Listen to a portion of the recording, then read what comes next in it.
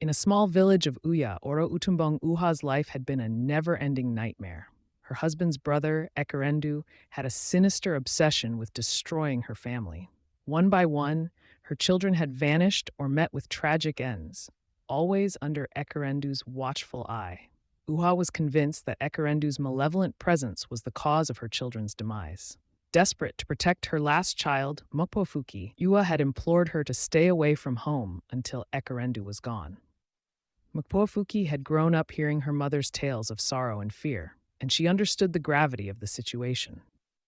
Years passed, and Mokpofuki grew into a strong and determined woman. She fell in love and got engaged to a kind and gentle man, Mberekong.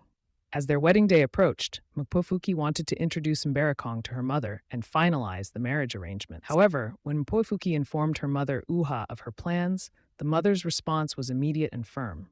Don't come home. Uha's eyes filled with tears as she recounted the tragedies that had befallen her family.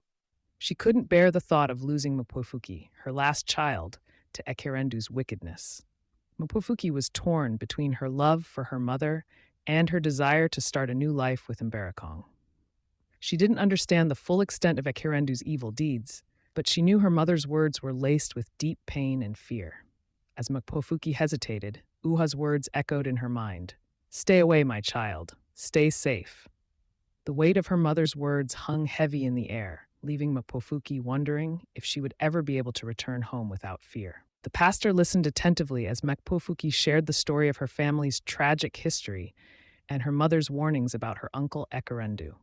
The pastor's expression was a mix of compassion and concern. Mokpofuki, it's clear that your mother is carrying a heavy burden, the pastor said. But it's also important for you to consider your own life and your future with Mberekong. Have you talked to Mberekong about all this? Mokpofuki shook her head. Not really. I don't know how to explain it all. The pastor nodded thoughtfully.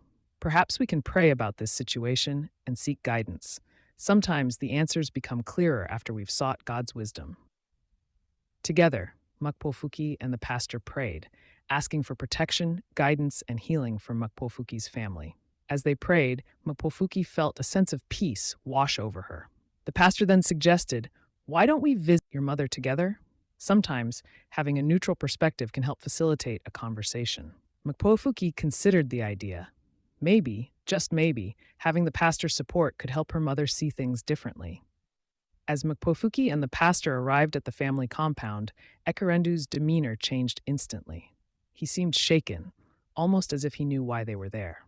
Mokpofuki's mother, Uhas, watched with a mix of emotions, fear, anxiety, and a hint of hope. The pastor began to pray, and the atmosphere shifted. Ekerendu's eyes darted around, and he seemed increasingly agitated. Suddenly, he interrupted the prayer, his voice trembling. Stop! Stop this prayer! Ekerendu's words tumbled out in a confession. I've been behind the tragedies that have befallen this family. My jealousy and hatred consumed me, and I sought to destroy Oa's children. Took a few steps, and suddenly vomited. The vomit was dark and foamy, and Ekerendu's body began to convulse.